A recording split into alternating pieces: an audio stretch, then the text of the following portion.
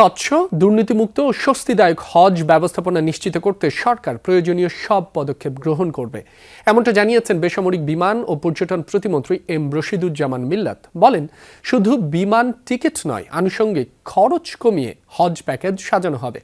সকালে রাজধানীর চীন মৈত্রী সম্মেলন কেন্দ্রে জাতীয় হজ ও ওমরা মেলায় কথা বলেন তিনি। প্রতিমন্ত্রী বলেন, হজের ভাড়া কমানোর সম্পূর্ণ কৃতিত্ব প্রধানমন্ত্রী তারেক রহমানের।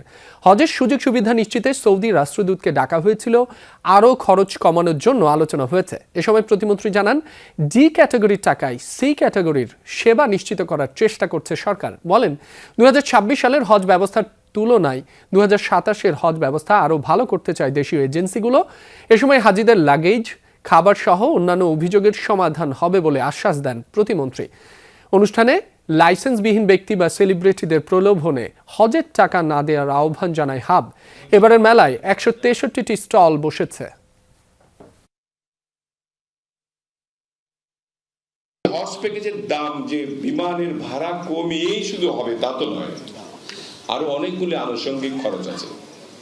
আমরা এরপরে কি করলাম, যেহেতু মাননীয় প্রধানমন্ত্রী চান যে হজ প্যাকেজটা কম হোক, হজ যাত্রীদের সুবিধা বেশি হোক এবং তাদের কোনো ধরনের অসুবিধা না হোক,